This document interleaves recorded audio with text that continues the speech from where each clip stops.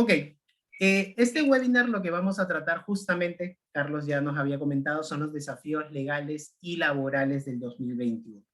Vamos a ver todo lo que justamente Carlos ha preparado en la forma de qué nos deparó el 2021, cómo nos estamos preparando para este 2022. Para nosotros, como Offices, justamente, buscamos que todos nuestros clientes y todo el público en general enfocado al área de recursos humanos tenga pleno conocimiento, tanto de la legislación y cómo nosotros, como empresa proveedora de software, también podemos llegar a ustedes, cómo podemos automatizar muchos procesos que al día de hoy para muchas empresas es un dolor de cabeza. ¿Quiénes somos nosotros actualmente? Somos una empresa que innovamos. La tecnología va de la mano con todos los cambios laborales que vayan generándose al día de hoy. Hemos visto decretos de urgencia, el 038-2020, que ya nos ampliaba más este trámite. Nosotros directamente con nuestras soluciones pueden tener todos estos cambios de manera rápida y sencilla. Por parte de Offices, somos una empresa que contamos con un amplio respaldo, 38 años de experiencia, contamos con 12 oficinas en Latinoamérica, estamos presentes en más de 20 países en Latinoamérica y en España, y actualmente contamos con más de 15 canales de distribución. Los números, digámosle así, nos respaldan como empresa que podemos ofrecer diferentes soluciones que ustedes puedan apostar con todo justamente enfocado en la parte de recursos humanos y con la legislación laboral en la mano. Nosotros contamos con un software que abarca toda la línea de negocio de recursos humanos y cubre todos los requerimientos de ley, desde, como les comentaba, gestión de candidatos, gestión de personas, gestión de nóminas, gestión de tiempo, gestión de talento y gestión de salud y bienestar. Todos los módulos enfocados en el área que es de gestión de cambio, esta área que directamente necesitamos enfocar toda la legislación laboral y todo lo que tenemos con normativa laboral al día de hoy. Carlos, sin más preámbulo, te doy pase. Muchas gracias, Richard. Voy a compartir la presentación que tenemos para hoy día. Voy a tratar de utilizar esta presentación, pero por favor, Richard, en el momento que tú consideres, voy a ir haciendo una pausa. Hoy día, como hemos venido difundiendo para el webinar, queremos tocar 3 temas. El primero, referido a las inspecciones y procesos judiciales.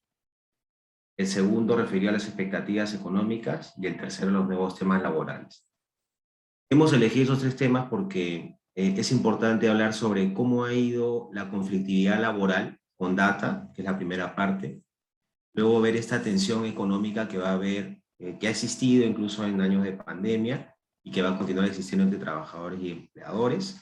Y por último, los nuevos temas que nos van a marcar la agenda tanto este año relacionados al entorno de convivencia con COVID y que todavía siguen, ¿no?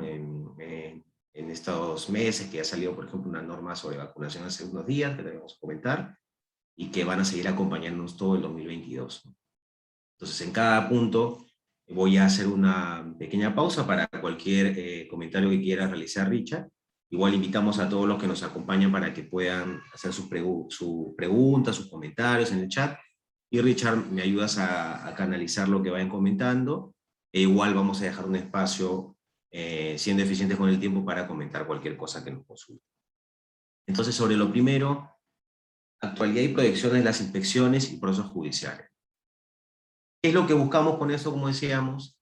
¿Cómo han avanzado las inspecciones laborales? Que es un dolor normalmente para el empleador, que puede tener varias inspecciones, o que tiene una inspección con una propuesta de multa y está llevando un caso. Entonces, ¿cómo ha avanzado la inspección laboral cuantitativamente hablando?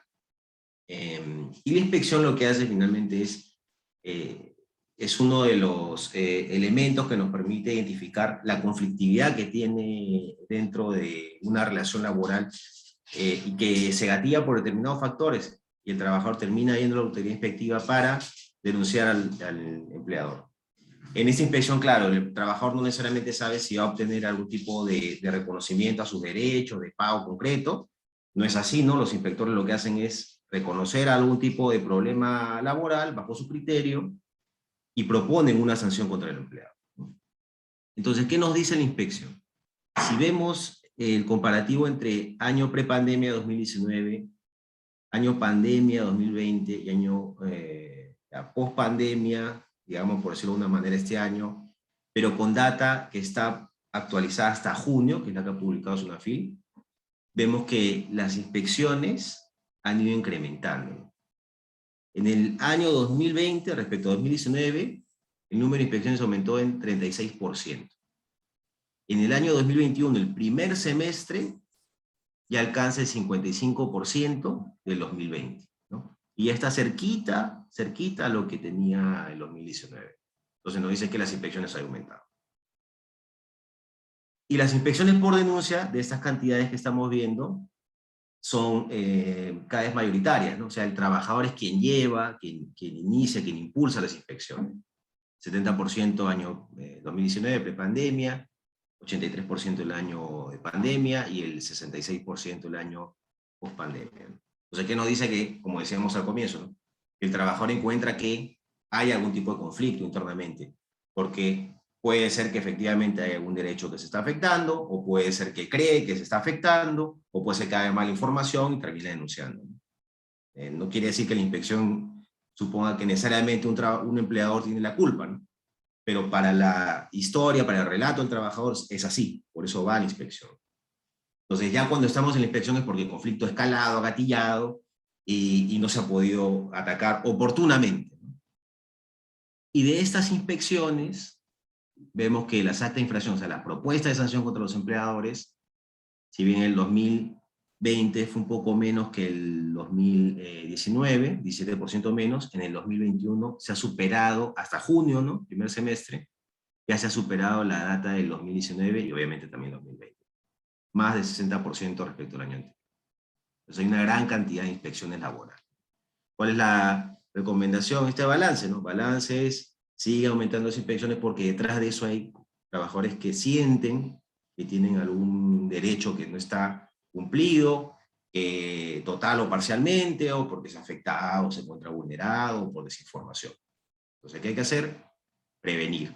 No esperar que llegue la inspección, porque la inspección tiene su camino de oficio, es mejor detectar, hacer prevención, detectar los conflictos y solucionar cualquier tipo de problema o contingencia que pueda existir, o mejorar la comunicación con los trabajadores, escucharlos, solucionar oportunamente, porque, como digo, no necesariamente una denuncia o una inspección implica que el empleador es culpable de todo, ¿no? Sino el relato, en la historia del trabajador es así, pero a veces con comunicación, con atención, con una gestión adecuada de estas situaciones se puede evitar esas inspecciones laborales, ¿no?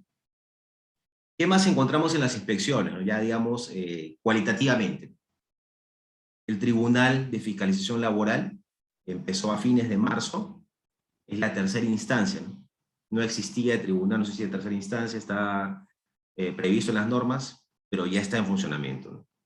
Hay una sala laboral y los empleadores pueden acudir como parte del procedimiento sancionador, así como se pueden defender en las primeras instancias, pueden llegar a una tercera instancia respecto a infracciones que son muy graves y ante causales legales por se aplica mal la ley, se interpreta incorrectamente o no se aplica, ¿no? El tribunal además ha emitido, va a un precedente de observancia obligatoria con 3 criterios, uno que es muy interesante, que es el de jornadas atípicas mineras, donde las mineras lo que hicieron es pactar jornadas acumulativas, ¿no? Trabajo más varios días, que abarcan incluso 2 o 3 semanas, y luego consecutivamente salgo de la unidad y descanso, ¿no? Por periodos prolongados. El tribunal lo que ha permitido es que, o lo que ha autorizado es que estas jornadas atípicas, digamos, extendidas por el contexto de COVID, son válidas, tienen justificación en la emergencia sanitaria, y era algo que generaba incertidumbre, porque en las instancias inferiores más bien se consideraba que no era posible, porque se seguía el criterio de, existía en base al pronunciamiento del Tribunal Constitucional que indican que el periodo no puede ser más de 3 semanas en total entre trabajo y descanso. Pero es muy interesante ese precedente. Y otro criterio que, 2 más, ¿no? En materia de labor inspectiva, ¿no? Establece cuáles son los deberes de colaboración del empleador, ¿no? Que debe atender al inspector, dejar que haga su visita, ¿no? No impedir que la culmine o que no vaya a determinadas áreas. y además que ha reforzado el criterio de que el hecho de que el empleador eh, no cumpla oportunamente con la respuesta a los requerimientos de los inspectores no implica que no haya presentado la información, ¿no? Sino que es una infracción por demora en el cumplimiento. Y lo tercero importante es que al día de hoy el tribunal emitió 452 resoluciones, ¿no? Un montón de resoluciones en menos de su primer año de gestión, ¿no? Y todas resoluciones, la verdad que son muy interesantes, con criterios que tal vez, si uno lo ve objetivamente, son más centrados, encuentra que de repente no solo piensa en la realidad del trabajador, sino también buscan entender la situación, entender la realidad también del empleador, ¿no? Así que creo que los comentarios en general es que es un tribunal bien sensato, bien coherente, razonable, y con una abundante emisión de resoluciones. Tiene muchos casos interesantes, menciona aquí algunos, por ejemplo, descansos, indica que el trabajador tiene derecho al descanso de un día, no de 24 horas, sino de un día. En cuanto a tiempo de trabajo, hay empleadores que durante la época de COVID decían no marquen asistencia a los trabajadores porque si manipulan el registro de asistencia puede ser un riesgo de contagio, ¿no? Entonces lo que hacía es, o no marcaban, o el jefe marcaba por todos, ¿no? Y lo que ha hecho el tribunal es no, que incluso en pandemia se tenía que marcar la asistencia a cada trabajador de forma directa, ¿no? Y eso ya no se puede corregir, incluso presentando, reconstruyendo la situación del pasado.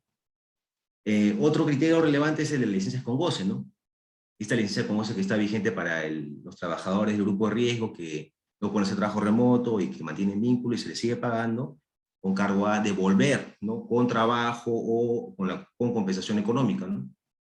Y lo que ha dicho el tribunal es algo muy interesante, ¿no? Que el empleador podía decidir unilateralmente que trabajen de forma adicional en los días laborables desde que se reanudaron las actividades, ¿no? Eso fue en la mayoría de los casos el año pasado y ha seguido este año, ¿no? Inicio de año.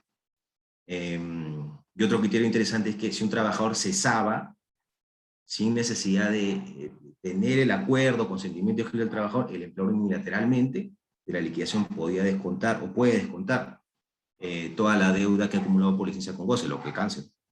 Entonces son criterios, como decimos, que pueden generar, ¿no? Opiniones, ¿no? Polémica, pero entre todos son razonables. Y uno tercero, que es la extensión del convenio colectivo, que también es reciente esa resolución, indica que el empleador puede hacer extensión del convenio celebrado con sindicato minoritario a trabajadores no afiliados, siempre que se trate de conceptos de alcance general, ¿no? Lo cual también era bien discutible porque la mayoría de inspectores pensaba que no se puede ningún tipo de extensión. A nivel judicial existían criterios a favor, criterios en contra, ¿no? Un pleno a favor, un pleno jurisdiccional a favor, y el tribunal ha puesto un criterio que nuevamente suena razonable, ¿no? En todos los considerandos, ¿no? Las resoluciones tienen muy buena fundamentación, a pesar de la carga que tiene buena fundamentación, y podemos discutir o no, pero al menos encontramos más racionales, ¿no? En lo que va a decidir. Entonces, en inspecciones, la alerta es, siguen incrementándose las inspecciones, pero detrás de eso lo importante es detectar conflictos dentro de mi organización. Un trabajador va a la inspección porque no encuentra a quién decirle algo, no encuentra dónde reclamar, no encuentra una solución. Y en cuanto a los criterios, hay criterios nuevos, digamos, la realidad es más grande, más viva, más activa que los pronunciamientos, así que siguen saliendo nuevos criterios, y con el tribunal presente la verdad que hay una cara distinta, una lógica distinta, y con abundantes resoluciones y criterios que hay que ir tomando en cuenta. Y lo otro, a nivel de procesos judiciales, también vemos que hay un incremento, ¿no? Es otra forma que el trabajador dice, bueno, si no voy a la inspección y de repente no me hacen caso y terminan multando al empleador, entonces mejor voy al proceso judicial para que ahí sí me reconozcan un derecho, me paguen algo. Entonces miren, el 2019, año cerrado, 2020, año cerrado, pre-COVID, COVID y post-COVID 2021 hasta junio, primer semestre, vemos como, si bien hubo una caída de procesos ingresados en materia laboral de menos de 56%, por toda la paralización, por el desconocimiento de las herramientas de presentación de demandas electrónicas, ¿no? El 2021, ya el primer semestre superó en 16% el año pasado, ¿no? Y está casi, el semestre está casi a la mitad, alrededor de la mitad de 2019, ¿no? Y en cuanto a procesos resueltos, también en 2020 hubo una caída de 47% respecto a 2019. En el 2021 ya va en el primer semestre ya va en 80% del año anterior. Y vemos que también ya está acercándose, ¿no?, a la mitad de lo que fue el 2019. Entonces, nuevamente acá también cuantitativamente vemos que hay más conflictos, ya no es una barrera demandar de forma virtual, ¿no?, como está funcionando también el Poder Judicial, no es una barrera ir a las audiencias virtuales, los trabajadores hacen, ¿no?, cualquier abogado lo puede hacer. Así que, otra vez, una alerta más de que cualquiera puede estar expuesto a ser llevado por un trabajador como empleador, no por su judicial, si es que no prevenimos, no detectamos los riesgos oportunamente. Y a nivel cualitativo, si bien hay muchos criterios que siguen saliendo, ¿no?, y que van a seguir saliendo por los nuevos temas del contexto de emergencia, por ejemplo, ¿no?, de repente algún cese de trabajador del grupo de riesgo que puede ocurrir, que considera que se afectó sus derechos y que está demandando, ya van a salir criterios, trabajadores que se han enfermado, o en el trabajo, que consideran que ha sido por el trabajo y que han terminado también contagiando a su familia, ¿no?, y responsabilizan al empleador, ¿no?, reclaman daños, ¿no? Esos criterios van a ir saliendo, como está ocurriendo en otros países que el COVID llegó antes y también se ha presentado demanda de este tipo, ¿no? Pero dos que se han emitido y que son bien interesantes es el Pleno Nacional Laboral, que emitió dos criterios, ¿no? Emitió más de estos dos criterios, pero dos relevantes, son aplicables a la mayoría de empleadores, es que la pérdida de confianza del personal que está calificado como dirección o confianza, cuando es de carrera, le puede decir vuelve al puesto anterior, que no seas confianza y dirección, pero vuelve al puesto anterior que no es de confianza de dirección, sino es uno regular. Y existía la posición judicial de que no se le podía tocar el sueldo. Con este pleno lo que se dice es, sí se puede reducir la remuneración. Es razonable que si baja de puesto, también baje la remuneración, por decisión unilateral del empleador, ¿no? Y otro tema también interesante es que si un trabajador reclama, ¿no?, que se le reconozca el vínculo laboral o que se reconozca como trabajador a plazo indeterminado, ese es un análisis, pero el otro para determinar si el empleador le debe beneficios o le debe la remuneración, se va a considerar si es trabajador de menos de 4 horas o de 4 más horas, porque alguien que labora menos de 4 horas recibe beneficios reducidos, ¿no? Antes también era discutible a nivel judicial. Y otro criterio interesante, que se llama doctrina jurisprudencial, que en otras palabras es que todos los jueces deben cumplirlo, ¿no?, es un criterio emitido respecto a la huelga, ¿no?, donde se indica que si los trabajadores afiliados van a huelga, y esta huelga la autoridad de trabajo califica que es improcedente, ilegal, ¿no?, por las razones que dice la ley, pero una autoridad dice, esta huelga no cumple con requisitos, o esta huelga no cumple con lo que dice la ley, lo que dice esta doctrina jurisprudencial es que el empleador no puede sancionar con el despido a los trabajadores. Es una doctrina, es un criterio vinculante para los jueces, que es protectora, ¿no? Entonces, mientras dure esta huelga ilegal procedente y el trabajador no va a laborar, tiene la protección de que no se le despide. Y el empleador podría aplicar otra medida menor, o sea, como la amonestación o la suspensión. Entonces, nuevamente, la alerta de procesos se sigue incrementando, estén alertas con la conflictividad y estén alertas con los nuevos criterios, ¿no? Nuevamente, los criterios no se han acabado, sino siguen activos, van variando y la información es clave, ¿no? Y ven que cada vez más hay criterios incluso con una calidad especial, ¿no?, que son algunos vinculantes. Esta es la primera parte, no sé, Richard, si tú tienes algún comentario. Carlos, más que todo una consulta. Vemos justamente esta tendencia en este nuevo año, ya como tú le llamas, post pandemia, justamente cómo ya han ido aumentando estas denuncias que tenemos. Y una de las preguntas ahí podríamos tener es, ¿cuáles son los motivos de denuncia de parte de los colaboradores y cuáles son las buenas prácticas que puede implementar una empresa para prevenir estos procesos judiciales o inspecciones que tenemos al día de hoy y que vemos que está a la alza, ¿no? ¿Qué podríamos hacer en este caso, Carlos? Sí, yo te diría que, por un lado, como indicamos, ¿no?, los temas pueden ser diversos, tanto a nivel inspecciones o a nivel judicial, son muy diversos. Obviamente, aquellos que generan un mayor impacto en el trabajador por ejemplo, los accidentes de trabajo, ¿no?, que puede afectar la empleabilidad de un trabajador, son uno de los principales a nivel inspectivo. También a nivel judicial, ¿no? O sea, lo más grave, ¿no? Cuando un trabajador no le pagan la liquidación o no goza un derecho importante como el pago de vacaciones, también vamos a ver inspecciones o judicial. Digamos que, como en todo, lo que económicamente sea más relevante, vamos a verlo también para el trabajador, ¿no? Vamos a verlo también en las inspecciones o procesos judiciales. Ahora, ¿qué se puede hacer, no? Esta data lo que nos dice es, tengo que estar actualizado y además, en cualquier momento, si es que tengo pocas inspecciones o no tengo inspecciones, cada vez esa idea de, no, nunca me va a pasar, es más relativa, ¿no? Es más relativa. Entonces es mejor ver, antes que me pase ya, que veo que es una tendencia en incremento, y ahora con el uso de medios electrónicos va a seguir incrementando porque lo que hace es generar eficiencia. El empleador lo que tiene que detectar es cuáles son sus eventuales riesgos, ¿no?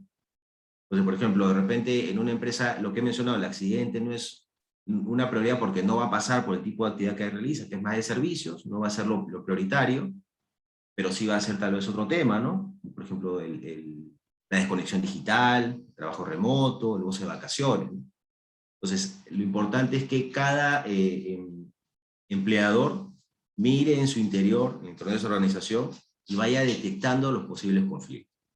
Ahora eso se hace desde el punto de vista de auditorías, hablando con los jefes, ¿no? Pero sobre todo haciendo un plan en el que los jefes, los líderes se acerquen a los trabajadores, ¿no? Buscar espacios donde puedan conversar con ellos, recoger sus intereses, o si alguien se queja por algo, bueno, en lugar de molestarse, más bien a recoger por qué se está quejando, qué pasa, bueno, exploremos y de repente nos ayuda a solucionar de forma oportuna y rápida algo que no estábamos viendo, ¿no? De otra forma también es utilizar mucho los comités que establece la ley, por ejemplo, el Comité de Seguridad, el Comité de Prevención y Sanción del Hostigamiento Sexual, u otros comités que la empresa implemente, ¿no? Comités de diversidad, comité de trabajadores, ¿no? O también aliarse con el mismo sindicato para estar muy en contacto y a partir de todos estos órganos, por decirlo de alguna manera, de comités o representantes sindicales, que nos sirva como medio de canalización de los intereses de los trabajadores, ¿no? Y de los posibles conflictos, ¿no? Y no esperar a que gatillen, sino más bien recogerlos, atenderlos y gestionarlos oportunamente. Entendido, Carlos, como diríamos, es la comunicación con el colaborador y no dejar que llegue a esto a más instancias que al final nos traen muchos perjuicios como empresa, ¿no? Sí, perjuicio, aparte del fondo de la inspección o del fondo, que es una multa, que en el texto se va a decir que se afecta a lo hecho de los trabajadores, en el proceso judicial que se le va a reconocer algo al trabajador, obviamente sí que tiene la razón, ¿no? El empleador va a tener que defenderse, es un costo legal, es un costo de tiempo, es un desgaste, ¿no? Sin perjuicio de que eventualmente se aparezcan varios casos de una misma materia, ¿no? Lo cual haga que se multipliquen, ¿no? Estas contingencias y además considerando que siempre está expuesto un riesgo reputacional, ¿no? Los trabajadores van a decir, sí, que en la empresa tal hacen esto, ¿no? Y eso a nadie le gusta y más si es que es una empresa, por ejemplo, que de consumo masivo, ¿no? O que está luchando por un nombre particular de liderazgo en el mercado laboral, ¿no? Etc. Perfecto, Carlos. Continuemos. El segundo tema que mencionábamos son las expectativas económicas, ¿no? ¿Qué quiere decir esto? Y aquí lo que se evidencia es lo siguiente, ¿no? Normalmente un empleador dice, si tiene sindicato, no, pero el sindicato pues este año no va a pedir nada, ¿no? Eso era, por ejemplo, en 2020. ¿El sindicato cómo me va a pedir algo si todos estamos mal? Todos estamos en suspensión, ha habido emergencia sanitaria, obviamente no tengo ingresos o han bajado los ingresos, por ahí que acabo en rojo, ¿no? ¿Cómo me va a pedir algo, ¿no? Y luego también los trabajadores, ¿no? Y yo le digo, el trabajador obviamente este año no me va a pedir nada porque sabe que recién me estoy recuperando, ¿no? Entonces, para el empleador existe una idea muy relativa de que el trabajador debe ser muy consciente con el empleador. Eso, en principio, uno puede pensarlo, ¿no? Quererlo. Pero veamos que el trabajador tiene también sus propios intereses y su propio relato de la historia del impacto económico por la emergencia, ahora político y económico, ¿no? En ambos casos. Porque el trabajador, imaginemos, ¿no? Estaba en suspensión perfecta, o sea, no ha recibido sueldo. Buena parte del 2020, imaginemos que también algunos meses de este año, ¿no? Hasta que la suspensión perfecta sea derogada. O que el trabajador ha laborado, pero tuvo un acuerdo de reducción de salario. O que el trabajador también en una parte de este periodo de COVID aceptó una licencia sin goce. ¿Qué quiere decir eso? O no ha ganado, o ha ganado poco, y sigue ganando menos que el año pre-COVID, ¿no? El periodo pre-COVID. Entonces, ¿qué es lo que va a querer el trabajador? Por más que el empleador quiera, que sea consciente con la realidad del empleador, el trabajador tiene su propio relato de las cosas y lo que quiere es regresar a sus expectativas económicas, a lo que ganaba antes del periodo COVID, ¿no? Y no solo eso, ¿no? También lo que quiere es ganar más, porque si tiene un contexto en donde le está costando más comprar productos de consumo básico, servicios de consumo básico, lo que va a querer es que el empleador le aumente sus ingresos. Entonces, el trabajador como el sindicato tiene sus propios relatos de las cosas y tiene sus propios intereses, y lo que quiere es ganar más, ¿no? No ganar menos, no ganar igual, ¿no? Se puede ajustar los pantalones, puede entender por un periodo corto, por último, pero siempre va a querer ganar más, ¿no? Eso es válido, ¿no? Claramente, pero hay que tomar en cuenta que se tiene que trabajar también en eso para canalizar los intereses de los trabajadores. Y como decíamos, del otro lado tenemos un empleador que también ha sido golpeado por el COVID, ha podido seguir afectado este año, como muchos sectores que han sido afectados y se han ido recuperando paulatinamente, ¿no? Recién, y hay muchas empresas incluso que han llegado a liquidar, ¿no? Como ejemplo del daño que ha habido por el contexto de la pandemia, ¿no?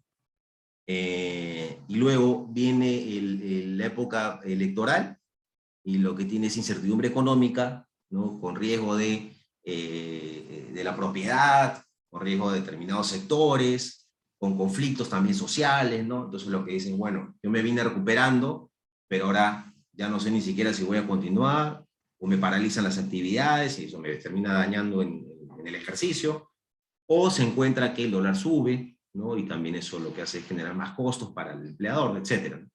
Tenemos un empleador que también tiene su propio relato, tiene sus propios intereses, y las posibilidades no necesariamente dan para atender los intereses de los trabajadores.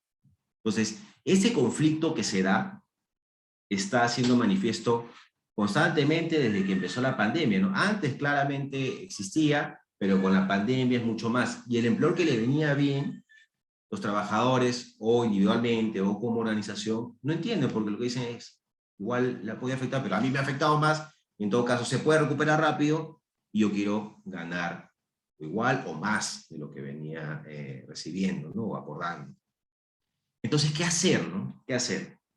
Nosotros encontramos como un gran problema que se da en el día a día para los empleadores, y en los pedidos que realizan los sindicatos, y también algunos trabajadores de forma individual. ¿Qué es lo que hay que hacer?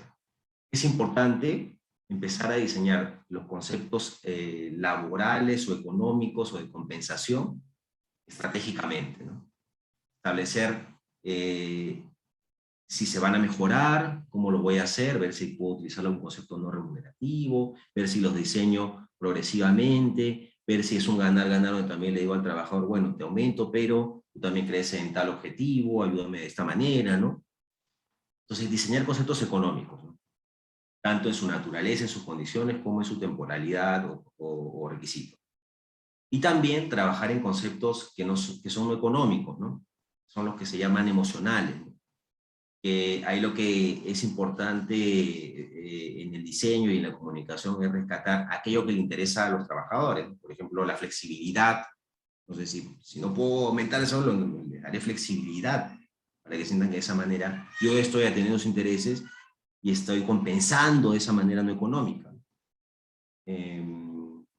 Trabajar también en su salud mental, en su salud alimenticia, ¿no? Ofrecer de repente reconocimientos a buenas prácticas que dan los trabajadores, ¿no?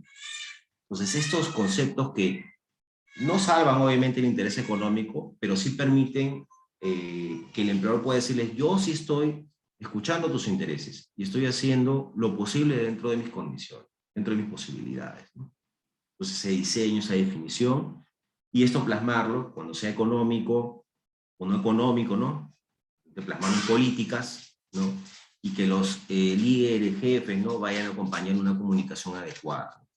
Y cuando sean económicos, necesariamente tener un acuerdo con los trabajadores, porque de esa manera, sobre estas reglas que se han establecido, en caso haya limitaciones o posibilidad de cambios, ¿no? De acuerdo a los factores que pueden ser variables, el trabajador dé su consentimiento y no haya ningún tipo de reclamo futuro diciendo, no, pero no me dijiste, ¿qué ibas a cambiar? Estás recortando derecho, ya se generó una costumbre, etcétera, que son reclamos habituales, ¿no? En esta materia, ¿no? Y respecto de las organizaciones sindicales con quienes se negocian, elaborar una estrategia de negocio también en ese sentido y que esto pueda ser plasmado en el convenio colectivo, ¿no?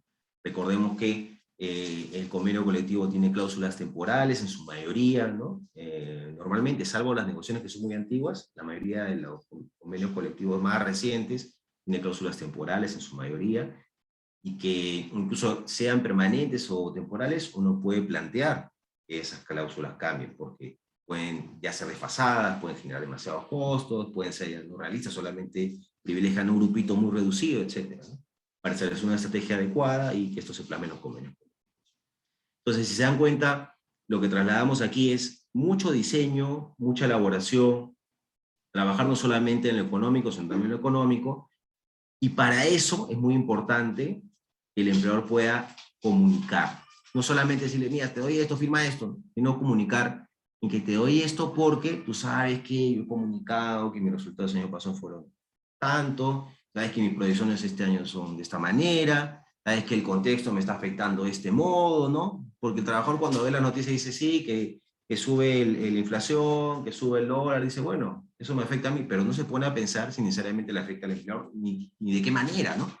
Entonces, tal vez es importante establecer una estrategia comunicacional para que los trabajadores estén enterados. Obviamente, comunicarlo de acuerdo a las circunstancias, de acuerdo a lo que sea relevante, ¿no? No tampoco sobrecomunicar, ¿no? Sino lo que sea estratégicamente adecuado, pero que el trabajador en el momento que sea oportuno, entiende, diga, sí, pues no me están mintiendo, me están diciendo esto, me están ofreciendo tal cosa, no me pueden ofrecer tal otra, porque la situación de la empresa se justifica en estas condiciones que me han venido diciendo, ¿no? Y obviamente, o eso, acompañarlo del sustento, mientras más público sea, es mejor, ¿no? Y lo otro que decíamos, ¿no? Que estar cerca de los trabajadores. En la primera parte decíamos estar cerca para escuchar los intereses, ¿no? Y evitar conflictos. Aquí también, ¿no? Porque estar cerca, porque si el trabajador empieza a decir, no, y me dice nada, yo sigo con el mismo sueldo, menos sueldo, ¿no? Porque acordé la rebaja, y todo me cuesta más, entonces nadie me escucha lo que hago reclamar. Entonces aquí también el tema de compensaciones es escuchar y decirle, mira, no puedo, pero te comunico, pero ¿qué pasa? Te ayudo de esta manera, te ayudo de esta otra, ¿no? Entonces el enfoque en la comunicación y entender una relación laboral sólida, cogiendo intereses de los trabajadores, escuchándolos, ¿no? Es muy importante para atender ese tipo de interés que va a estar en conflicto, tipo económico. Y un tema más, solo para cerrar esta parte, que van a haber muchos trabajadores que están volviendo ya al trabajo presencial. Algunos están en híbrido, otros tal vez vuelven al trabajo presencial total. El trabajador va a decir, yo estoy gastando más de lo que gastaba en casa, porque oye, cuesta más la gasolina, me cuesta más comer en la calle, ¿no? Todo lo que es más dólar, más inflación, al final el trabajador le va costando poquito a poquito más, lo que dice es, quiero más ingresos, ¿no? Entonces, esta es la manera que recomendamos nosotros con nuestra experiencia, nuestra práctica, y de esa manera también evitamos niveles de rotación que pueden haber en los trabajadores y pérdida de conocimiento. De la segunda parte, Richard, no sé si tienes algún comentario. Claro que sí, Carlos. Bueno, complementando lo que dice Carlos, justo ahí donde Offices también tiene estas, digamos, escenarios para que puedan plasmar, ¿no? Carlos nos comenta que podríamos hablar de unos puntos como son ver sueldos, ajustar los sueldos o de repente proyectarnos. ¿Qué podemos hacer de cara con el colaborador? Para ello, las soluciones que nosotros traemos están enfocadas justamente a estos módulos, como es un módulo de presupuestos para nómina. Si me piden aumentar sueldo bajo la coyuntura que yo vivo, ¿cómo puedo hacer? ¿Qué tanto puedo ofrecer? pero que no me esté, como dice, como empresa me esté ahorcando. Entonces, todos estos escenarios lo podemos presupuestar en un sistema, plantearle a nuestra gerencia cómo podemos retener este talento aumentando pequeñas cantidades o de repente en el tiempo y dándoles más montos, pero que también podamos sobrevivir como empresa, no afectarnos. ¿Ok? Y Carlos, justamente enfocándonos a este punto que comentaste, el tema de los sueldos, el tema de cómo en este momento las empresas de repente no se han recuperado tanto, pero sus colaboradores, como tú dices, la inflación, el dólar y todo, suben las cosas. Y yo ya necesito que retornen a sus labores. Pero digamos, ¿cómo puedo cubrir, o de repente no pueden regresar a sus labores, cómo puedo cubrir yo como empresa? ¿Puedo ajustarle más el sueldo para evitar de repente si tengo 10 personas que me hacen las labores y como ya estoy tan ajustado económicamente como empresa, necesito reducir el sueldo o despedir personal? ¿Se puede hacer algo ahí? ¿Cómo deberíamos actuar como empresa, digamos, si es que se nos presenta este escenario? De acuerdo, Richard. Sí, es una pregunta que los empleadores pueden tener, ¿no? Por ejemplo, hay muchas empresas que lo que va bueno, desde el año pasado, pero sobre todo lo que va del año que uno decía, bueno, y este año se recupera, pero muchas empresas tienen planes de retiro, porque la situación no les está acompañando. Esos planes de retiro son voluntarios, el trabajador si quiere se acepta y tiene un paquete económico, ¿no? Normalmente las empresas dependen mucho de la dimensión de la empresa en la que me encuentro para recibir más o menos como parte de ese paquete, ¿no? Económicamente hablando, como servicios, seguros, etcétera. Depende de la dimensión de la empresa. Pero todo voluntario, ¿no? Pero eso es un indicador de que si las empresas grandes, ¿no?, están haciendo planes de retiro, ¿por qué lo hacen? Si supuestamente sueñan de recuperación, porque no necesariamente están bien, ¿no? Todo lo que sale como factores económicos nos está golpeando, ¿no? Y lo que están haciendo es buscar reducir costos, entre ellos no solamente tiene que ser lo laboral, ¿no?, pero será que también lo incluyen, ¿no?, entre otras decisiones de tipo corporativa, ¿no? Ahora, un empleador, ¿qué puede hacer? Este plan de retiro es una idea, voluntario. Otra opción que puede hacer es, y puedo despedir, no hay una causal de despido, en este caso, donde por temas económicos puedo sacar un trabajador individualmente. No está permitido. Entonces lo que tengo que hacer es conversar con el trabajador. ¿Es válido conversar? Sí, porque no estoy obligando, no estoy yendo fuera de la ley, sino estoy conversando una negociación de salida individual. Puedo hacerlo con un grupo de trabajadores, bajo alguna causa legal, si hay un supuesto cese colectivo, por temas económicos, por ejemplo, pero hay que incluir al 10% de trabajadores y eso requiere de procedimiento previo ante la autoridad de trabajo. Esos procedimientos son difíciles porque la autoridad tiene que aprobarlo. En la historia ha aprobado muy pocos y lo que hace la autoridad normalmente es ver que la empresa tenga una situación insalvable, ¿no? Entonces, nuevamente eh, eh, la ley o la autoridad no necesariamente acompaña la situación de la empresa. Entonces, ¿qué es lo que hace nuevamente la empresa? Es conversar con los trabajadores. Y otra opción que tiene la empresa a nivel interno es, bueno, entonces reestructuremos y hay que reconvertir a los trabajadores, hay que organizarlos. Eso también es válido, ¿no? Porque el empleador ante una necesidad, una situación donde tiene que cambiar la forma de trabajo, la organización o lo que sea un trabajador, pero a todos garantizándole el puesto, el mismo salario, puede reconvertir cambiando funciones, cambiando alguna de las responsabilidades, ¿no? Eso se puede hacer, lo que hay que hacer es justificarlo. Hay supuestos de hostilidad que hay que cuidar, no caer, en todo caso prepararse para justificar las decisiones. Y un último escenario que también se viene conversando siempre, ¿no?, ante la situación, es acuerdos de reducción de remuneraciones. Se pueden realizar, sí, siempre que hay un acuerdo expreso, no se afecte el mínimo legal y sean a futuro. Obviamente, esto tiene que conversar con el plan de categorías que tenga la empresa, ¿no? Entonces, si reduces a uno y otros no, no vas a cumplir con el plan de categorías, salvo que vaya acompañado un cambio de puesto y converse con las categorías salariales, ¿no? Luego también se ha hablado, ¿no?, ante ya que se eliminó la suspensión, ¿no?, por ejemplo, una suspensión perfecta que de COVID, ¿no?, que hayan acuerdos de licencia sin goce. También es posible, ¿no?, pero se requiere la aceptación del trabajador. Entonces, hay opciones. Hay que encontrar aquella fórmula que es la más adecuada. Hay límites legales, mucho más límites, que no acompañan al empleo, sino también tratan de proteger más el empleo y el salario, pero, si se dan cuenta, requiriendo la aceptación de los trabajadores, es lo que tenemos que hacer ante un contexto tan crítico. Lo que habíamos dicho, ¿no? Conversar, estar en contacto, ir comunicando cómo estamos, ¿no? Ir recogiendo sus intereses. Es la única manera que cuando llegue este momento de una conversación difícil, de un acuerdo difícil, el trabajo pueda terminar entendiendo. De repente nos dirá que no, pero tal vez haya más gente que diga que sí, que en un supuesto en donde no converso y no sé qué cosas quieren. Correcto, Carlos. Y Carlos, ahora justamente uno de los puntos que se viene dando y se viene anunciando, el posible incremento del sueldo mínimo. ¿Cómo afectaría directamente esta crisis política al panorama laboral en el Perú? ¿Qué tanto le afectaría al empleador, no?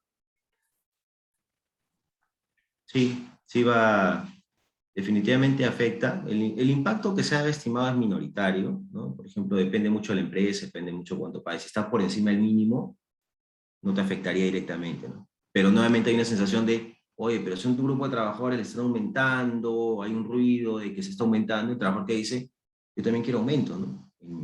El trabajador también se mueve mucho por el contexto, por determinados gatilladores que lo conducen, mueven su comportamiento, algo, ¿no? Entonces, si yo veo ese contexto, voy a decir lo que hablamos un momento, ¿no? Quiero pedirle algo más a mi empleador. Y aquellos trabajadores que sí están ganando el mínimo en mi planilla, obviamente hay un impacto directo, ¿no? Que tal vez es importante ir proyectándolo para tomar una medida inmediata. No se sabe, la verdad, cuándo se va a aprobar, pero ya se anunció, ¿no? Y ya está en el Consejo Nacional de Trabajo, así que lo más probable es que el próximo año, si no es antes, se apruebe, ¿no? Perfecto, Carlos. Continuemos. Voy anotando por si acaso las preguntas de los que se van realizando. ¿Las tocamos ahora o las tocamos al final? Discúlpeme si hay algunas preguntas que no se están respondiendo en este momento. De acuerdo. Continuamos, Carlos. Y la tercera parte que tenemos es los temas del nuevo entorno laboral, ¿no? Es un nuevo entorno que empezó el año pasado y que son temas que han seguido en agenda y que van a seguir todavía por el contexto que tenemos de la emergencia sanitaria. Uno de ellos es el trabajo remoto, ¿no? Claro, ya las empresas están diciendo, por X decisiones, la mayoría está diciendo, o vuelves totalmente a presencial, ya muchas empresas volvieron a presencial, las que tenían que volver el año pasado. Hay actividades que mayoritariamente se tienen que realizar de forma presencial, así que eso ya se dio. Pero este año, sobre todo, aquel que podría hacer trabajo remoto, las empresas están diciendo, mira, ¿sabes qué? Pienso que no funciona, pienso que no se cumplen con los objetivos, afecta a productividad, etcétera. Por estas razones, vuelve totalmente a presencial o vuelve de forma parcial, que se conoce como el híbrido, ¿no? Unos días en tu casa, otros días en tu trabajo. Y las últimas encuestas que se han publicado en otros países, aquí también es que los trabajadores también tienen una tendencia a elegir el trabajo remoto, sobre todo el híbrido, ¿no? Ir algunos días y otros en casa. Pero ¿qué ocurre, no? Que este plan de retorno que se ha planteado en este año tiene determinados retos, ¿no? La vigencia del trabajo remoto, por sí es flexible porque el empleador decide, ¿no? Si el trabajador va a remoto o no, salvo el grupo vulnerable, no solo los que están protegidos porque sí tienen que estar en remoto. Yo me refiero al otro donde no hay ninguna obligación del empleador de tenerlo en remoto. El empleador puede decidir si van a remoto unos días, si va a remoto total o no. O bueno, lo puede decir, pero también puede aceptar con el trabajador cómo va a ser, pero la flexibilidad es para el empleador en este caso, es decir. Pero el trabajo remoto tiene una vigencia hasta este año, ¿no? Entonces la pregunta es, ¿y qué pasa el próximo año? Yo quiero seguir una modalidad de trabajo remoto o un tipo de trabajo remoto el próximo año, pero tengo un trabajo remoto que acaba este año. No se sabe si se va a prorrogar, no se sabe aún, no hay nada seguro, pero esta es incertidumbre, ¿no? Y es una incertidumbre que no es saludable, ¿no? O sea, el panorama, creo que en general, a nivel normativo, debería ser lo que va a venir el próximo año ya desde ya, ¿no? Un empleador no decide, sale la norma, yo decido mañana, ¿cómo es? No, porque tiene que ir gestionando presupuestos, cantidad de trabajadores, cantidad de realidades, cantidad de intereses, tanto propios como de los trabajadores, ¿no? Entonces se debería aclarar esto pronto. Si no se extendiera, lo que va a quedar es la ley de teletrabajo. Esa ley de teletrabajo requiere acuerdo. O sea, si el trabajador dice, no, yo no quiero teletrabajo, va a tener que ir a presencial y de repente es algo que no está esperando el empleador. Y en el teletrabajo, el empleador tiene que asumir todos los costos del trabajo en casa. En el trabajo remoto, el empleador no tiene que asumir necesariamente. puede llegar a un acuerdo de compensación con el trabajador, pero si no hay acuerdo, no asume. Entonces es una situación de incertidumbre que no necesariamente acompaña con los planes que tienen las empresas. El segundo nivel que es relevante es la desconexión digital, ¿no? Es el derecho que existe en el trabajo remoto. Hay una propuesta legislativa también a incluir en el teletrabajo. Pero este derecho de conexión ha sido también un reto desde que se reconoció, desde que existió el trabajo remoto, ¿no? Porque todo el mundo pues, sentía, sabe, válido, tal vez una sensación, en fin, uno tiene que ver cada realidad, pero uno sentía que no había un límite entre mi tiempo de trabajo en casa y mi tiempo personal en casa. En noviembre del año pasado se reconoce la desconexión digital y en marzo se establecen reglas particulares, ¿no? De cómo entender la desconexión, que básicamente es diferenciar entre fiscalizado y no fiscalizado. Al fiscalizado respetar su horario de fin hasta el inicio, que no se conecte, y al no fiscalizado 12 horas continuas, a 24 horas, ¿no? de descanso. Entonces este derecho de conexión es cómo lo controlo. En algunos casos no necesariamente ha sido fácil gestionarlo, ¿no? Imaginemos empresas que son multinacionales y que requieren atender servicios a un horario que es difícil de estancarlo, así como establece la ley, ¿no? Ha sido todo un reto, ¿no? Pero que siempre va a seguir en el trabajo remoto. Si no continúa el trabajo remoto, igual este derecho de conexión, aunque no está reconocido en la ley del trabajo expresamente, lo que hace nada más es resolverse con las normas de tiempo de trabajo, ¿no? Un trabajador del trabajo también tiene que tener un horario, ¿no? Y si no se cumple, se aplicarán las normas de tiempo de trabajo para esto. ¿Cuál sería la responsabilidad del empleador en ese caso, ¿no? Y otra novedad con el trabajo remoto son las infracciones, ¿no? Claro. Lo importante siempre es que una legislación vaya acompañada de una definición, un derecho claro, una definición clara, y aparte que vaya acompañado con unas sanciones, ¿no? Para que genere ese desincentivo, ¿no? Entonces, por ejemplo, si es que el empleador intimida a cualquier trabajador para que realice trabajos en el tiempo de desconexión, sea fiscalizado o no fiscalizado, puede haber una multa, ¿no? Para el caso de NOMIPE es grave, entre 1.56 a 26.12 UITs. Y también si el empleador incumple con el trabajo remoto para los de grupo de riesgo, que para ellos es obligatorio, la infracción es muy grave, va desde 2.63 a 52.53 UITs. Y otros temas adicionales del nuevo entorno son los siguientes, ¿no? Las medidas de bioseguridad, los planes de vigilancia, ¿no? El plan de vigilancia es transitorio, eso va a acabar, y vemos que todavía siguen vivos, siguen vigentes y lo van a seguir, ¿no? La emergencia sanitaria acaba el 1 de marzo de 2022, y mientras existe emergencia sanitaria hay que tener un plan de vigilancia como empleador. Ese plan de vigilancia tiene determinados pilares o reglas básicas en materia de control de riesgo de bioseguridad respecto al COVID, ¿no?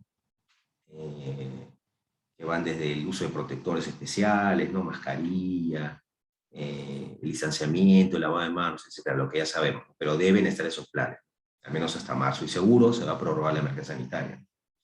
Y si no se prorrogara, también en el reglamento de seguridad en el trabajo había una modificación este año, que lo que dice es que el empleador tiene que incorporar en su gestión de seguridad en el trabajo el riesgo biológico, ¿no? O sea, no es otra cosa que incluir el COVID en planes de gestión interna de seguridad en el trabajo, como parte del reglamento de seguridad, como parte de su plan de gestión, como parte del seguimiento que va a hacer el comité de seguridad y el empleador, etc.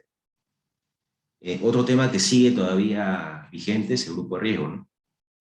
En marzo de 2020, los trabajadores del grupo de riesgo que no pueden hacer trabajo remoto, desde esa fecha tienen derecho a la licencia con goce, ¿no? Hay trabajadores que al día de hoy en muchas empresas no van desde marzo a laborar, están en su casa y reciben sueldo. Esa es una medida de protección que estableció el Estado al momento del inicio del estado de emergencia, ¿no? Entonces, es una medida, obviamente, razonable desde el punto de vista de los trabajadores de grupo de riesgo, pero también es irrazonable para un empleador que tiene que reemplazar a ellos para que pueda cubrir su perfil, o sea, paga doble, y además sobre ellos no hay forma de recuperar tantos meses, ¿no? Es un montón cuantitativamente es un montón de horas que deberían recuperar cuando se acabe la emergencia sanitaria, o sea, en marzo, y para recuperar cuánto tiempo deberá pasar, ¿no? Considerando que al ser un grupo de riesgo, tal vez no se le puede mandar o establecer una cantidad prolongada de horas, porque tampoco, por medidas de prevención en seguridad del trabajo, ¿no? Ya en la labor presencial, ¿no? Y si vemos cuantitativamente, es que queremos compensar con lo económico, si no han venido generando más derechos y todo se ha ido pagando mensualmente, en realidad no hay mucho de qué recuperar. Entonces es una situación insostenible, ¿no? Entonces ahí lo importante creo es ver cómo se maneja la situación, ¿no?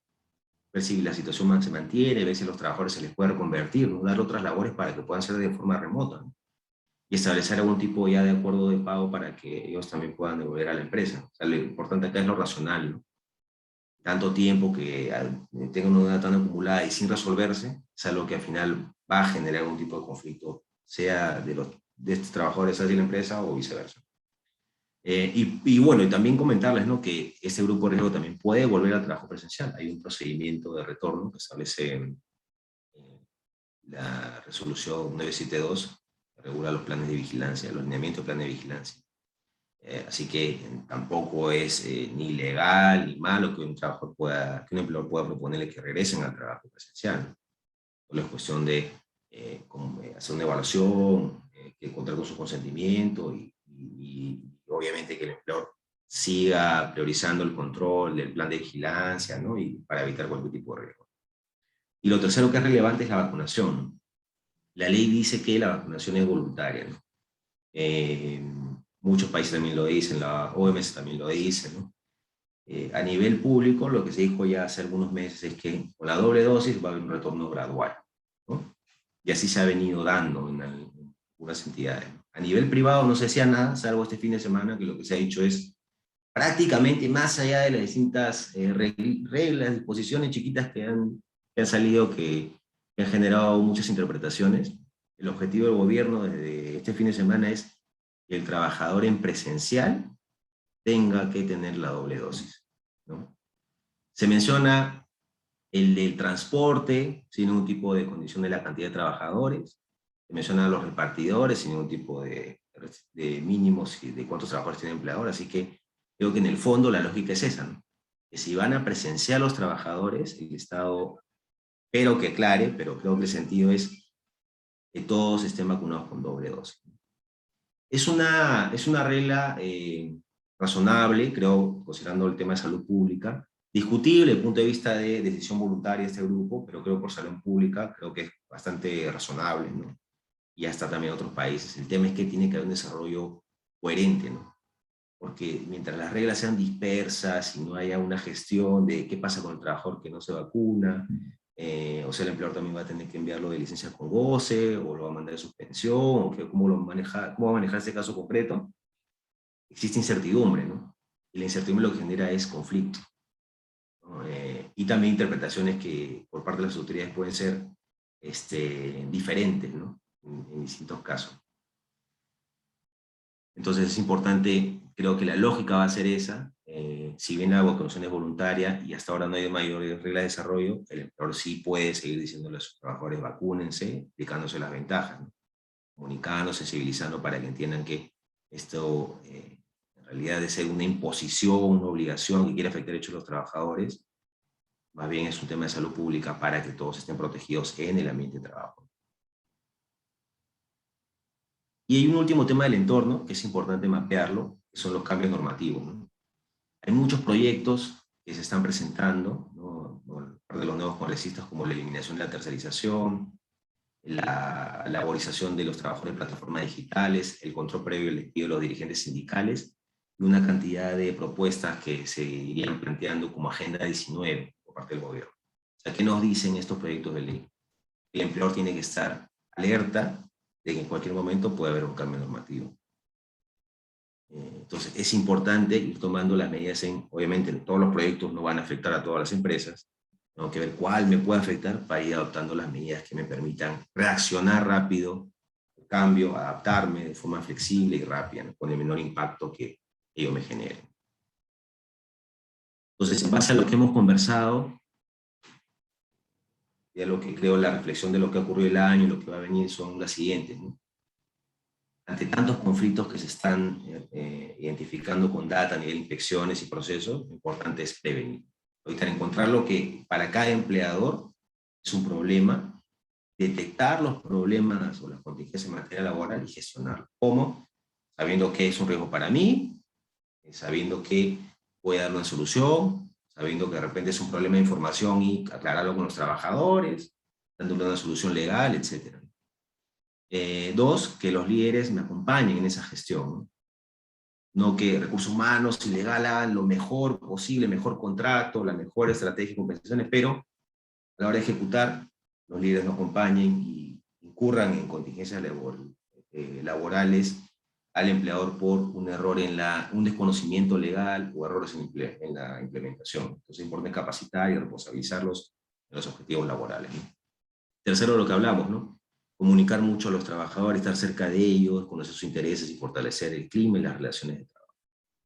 Sobre las inspecciones o procesos laborales que existen, detectarlos, revisarlos, ver si la defensa está bien, ver si hay algún refuerzo, en base a los criterios que están saliendo tanto en inspecciones a nivel judicial o en las estrategias de negociación, encontrar mecanismos de solución que me permitan gestionar de la mejor manera posible, sea para tener un buen clima, restablecer relaciones laborales, reducir costos, resolver los conflictos. Y por último, lo que decíamos, ¿no? Está previsto para el cambio, ¿no? Sale una norma de vacunación, o sea, ¿cómo me reacciona al cambio? Sale, imaginemos un proyecto que dice, eliminamos la tercerización, ¿cómo reacciona ante ese cambio? Identificar aquellos posibles cambios normativos, aquellos temas relevantes para el mapeado y reaccionar rápidamente frente a cualquier tipo de decisión que pueda tener el Congreso o el gobierno.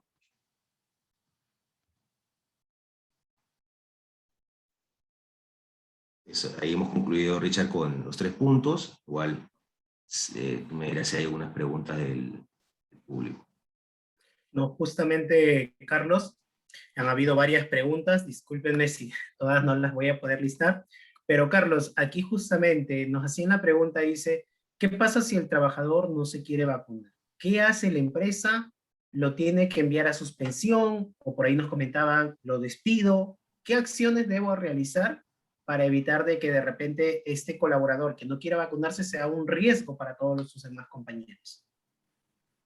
Es un tema, justo con esta regla que dice que el empleador tiene que tener a los trabajadores, tiene que verificar que estén vacunados con doble dosis para tenerlos en presencial. Como le digo, hay detalles en la norma que permiten varias interpretaciones, pero creo que el concepto ese es el final, ¿no? Y a lo que se va a llegar, que tengan doble dosis para ir a presencial. No dice cómo se debe gestionar aquel trabajador que diga, no, yo no me voy a vacunar, aunque me obliga, aunque me paguen, aunque la ley no me voy a vacunar. No dice cómo lo gestiona el empleado.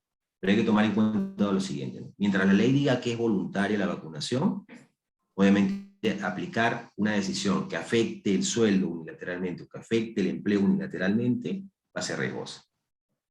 Y además considerar lo siguiente, ¿no? Que en las normas que habla de suspensión de labores, que habla de despido, no hay algo previsto para este caso.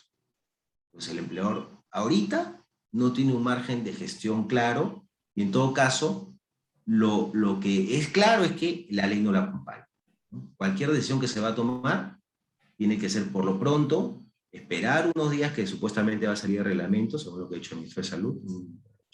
Hacia la otra semana debería estar saliendo el reglamento con las precisiones, pero por lo pronto conversar con los trabajadores para decirle, mira, algo va a salir, y obviamente lo que va a salir va a generar mayores obligaciones para el trabajador.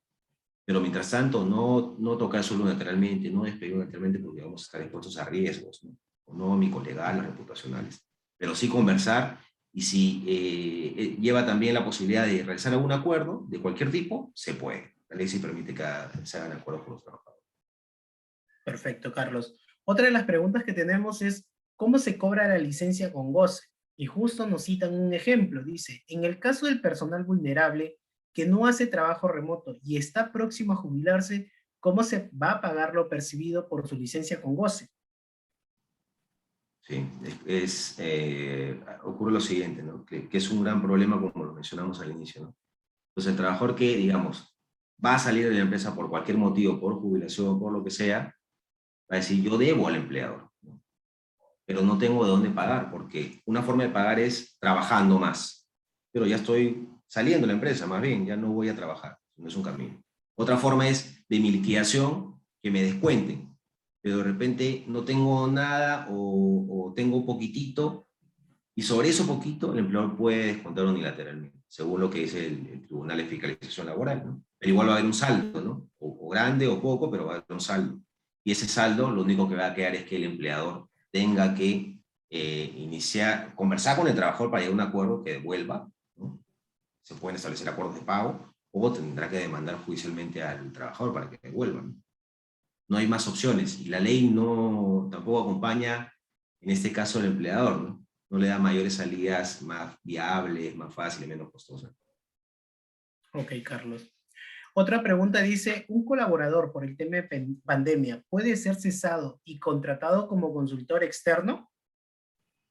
¿Ya? Digamos que un trabajador que yo ceso en general y lo recontrato para hacer lo mismo, no es posible, ¿no? Porque lo que estoy haciendo es utilizar formas legales para desconocer vínculo de trabajo.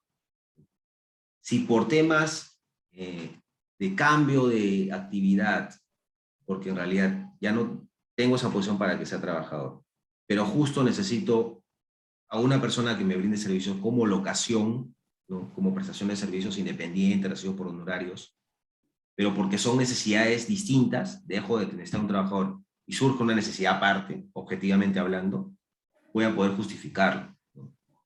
Pero si es para, digamos, reducir solamente costos laborales, voy a tener una contingencia. Estoy simulando la relación no laboral, ¿no? El otro supuesto en donde sí hay una razón, hay que tener en cuenta que hay razones como tuviera una persona que es trabajador, que ya no lo es, y otra persona que contraté como locador por otras necesidades, ¿no? Hay que justificarlo porque en un lado es subordinado, en otro lado la relación es autónoma, con las formas y que en la práctica se desenvuelva de esta manera, ¿no? Como trabajador o como independiente, ¿no? No para simular relaciones de trabajo o reducir costos.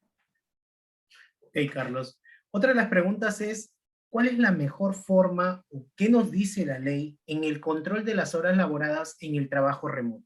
¿Hay alguna normativa que nos diga hay que controlarlo, hay que tenerlo archivado, documentado? ¿Cómo lo podemos hacer este proceso? Sí, sí se tiene que controlar, ¿no? Porque la norma lo que dice es que el empleador tiene que garantizar efectivamente la desconexión digital.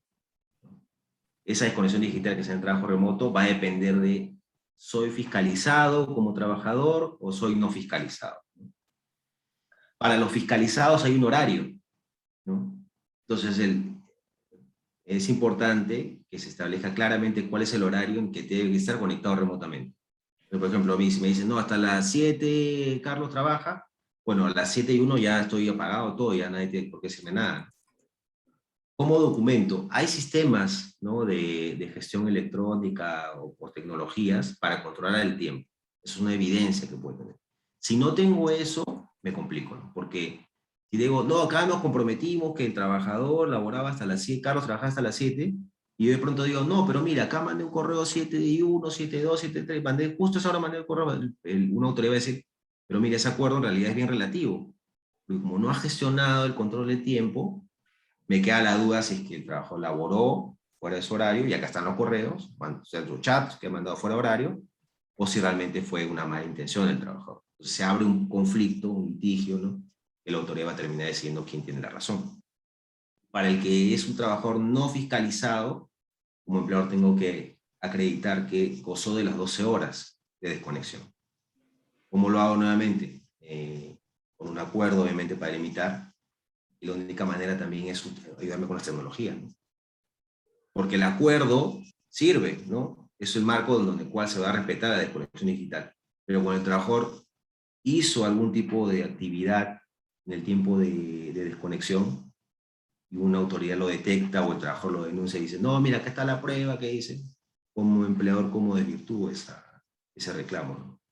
No lo voy a desvirtuar si es que no lo he controlado. Ok, Carlos, una No de es las... fácil, es costoso, ¿no? Es todo un problema para los empleadores. Correcto, Carlos. Una de las consultas adicionales que nos hacen, y vuelvo a reiterar las disculpas por no poder cubrir con todas, es ¿cuál es el monto de remuneraciones que reciben los trabajadores que se encuentran en trabajo remoto? ¿Existe alguna variación? no existe, digamos, cuando empezó el trabajo remoto, el trabajador podía continuar con su sueldo o podía modificarse, ¿no? Y en ese contexto, muchas empresas lo que dijeron es cambiamos, que es lo que hablábamos en la parte de expectativas económicas, ¿no? En el 2020 hubo muchos acuerdos de reducción de salario. Eso puede haber sido para alguien que fue presencial, que continuó presencial porque hacía labores esenciales, o alguien que fue a remoto, ¿no? En cualquier caso puede haber sido. Entonces puede haber seguido como suelo, puede haber seguido con uno menos, pero requiere de acuerdo. Y puede haber otro grupo de trabajadores que ya entraron en pandemia, ya luego de que inició la emergencia sanitaria y ingresaron a un nuevo puesto de trabajo como trabajadores remotos desde el inicio, ¿no? Ahí está lo que acordaron al inicio, ¿no? Y en el camino se pueden acordar reducciones, cambios, sí, pero con consentimiento del trabajador. Ok, Carlos, perfecto. Bueno, agradecerte por la participación. Agradecemos a todos por su atención.